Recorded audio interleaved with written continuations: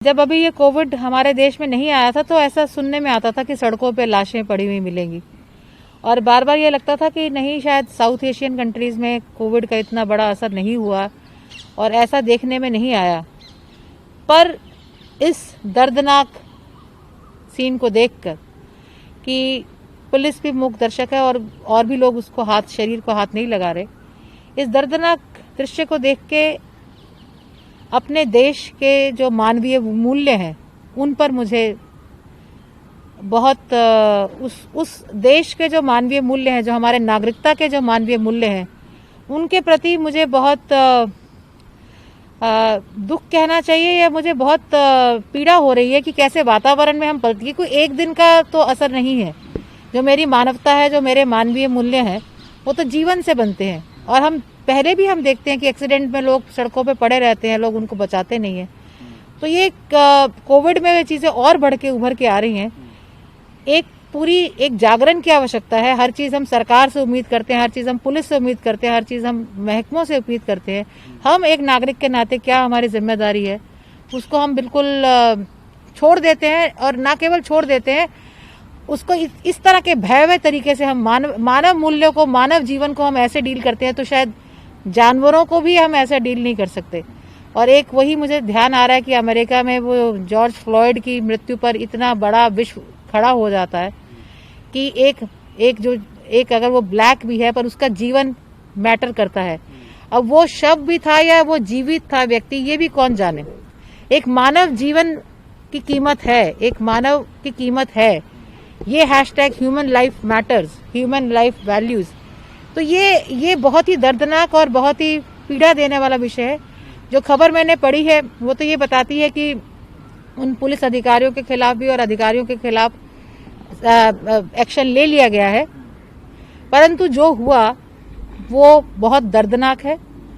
और आज ही मैं कोविड LNJP हॉस्पिटल में गई थी और वहाँ भी डॉक्टर से भी बात करी, मरीजों से भी बात करी, इमरजेंसी में स्टाफ से भी बात करी।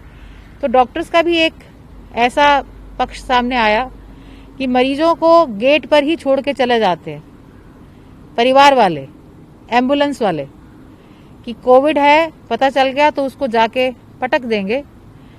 तो बीमारी है, बीमारी के साथ लड़ना। पर ऐसे भी मरीज थे जो अपने माता पिता, अपनी पत्नी के साथ थे। बीमारी से लड़ना है, पूरी सावधानी बरतनी है, मास्क लगाना है, जहां आवश्यकता पड़े ग्लव्स पहनने हैं।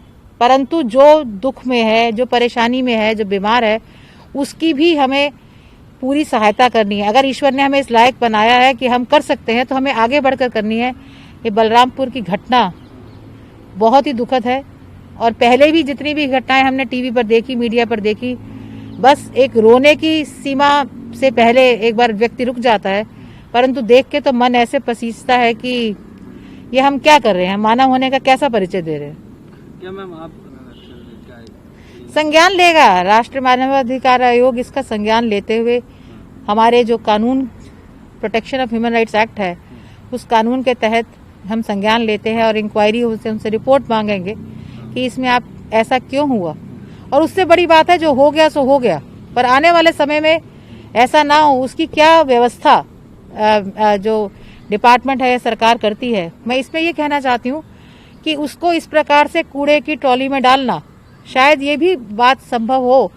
संभावना इसकी भी है कि उनको लग रहा होगा कि एम्बुलेंस नहीं आ पाएगी, एम्बुलेंस की उपलब्धता नहीं है, या हमारा समय ही व्यर्थ होगा, हमें ये सुविधा नहीं मिल पाएगी। मैं ऐसा एज्यूम कर रही हूँ कि ये सिर्फ एक इस घटना को इसी घटना के जामे में नहीं देख सकते। इस घटना को हम बड़े स्तर पर देखते हैं कि ऐसा होने के कारण क्या होंगे। हमें ये व्यवस्थित करना है, सरकार को ये व्यवस्थित करना है कि एम्बुलेंसेस या जो शवों को लेके जाने वाली वैन्स हैं, उनकी संख्या कितनी है हर राज्य में। अगर हम इसका संज्ञान लेंगे तो राज्य में वो एम्बुलेंसेस कितने हैं और राज्य में शव वाहन कितने हैं, इनकी उपलब्धता, क्योंकि आने वाले समय में इनकी आवश्यकता भी बढ़ने वाली है, जैसा कि हम दिल्ली में देख रहे हैं। तो उनकी क्या संख्या है और सरकार का क्या इंतजाम है कि आगे आने वाले समय में ये, मैं इसको इससे ही जोड़ रही हूँ कि इसमें डालने का कारण ये हो सकता है कि शव वाहन की उपलब्धता ना हो। तो NHRC में यूपी गवर्नमेंट बिल्कुल बिल्कुल बिल्कुल।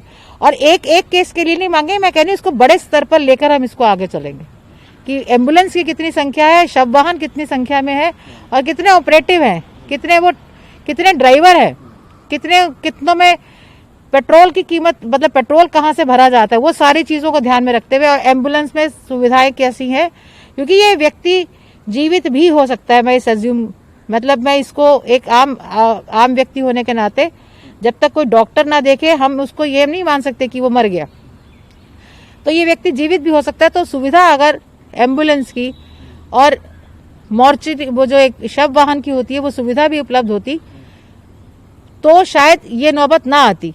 पूरी तरह से लापरवाही भी हो सकती है, पर यह भी हो सकता है कि सुविधा के ना चलते इस प्रकार का काम किया गया।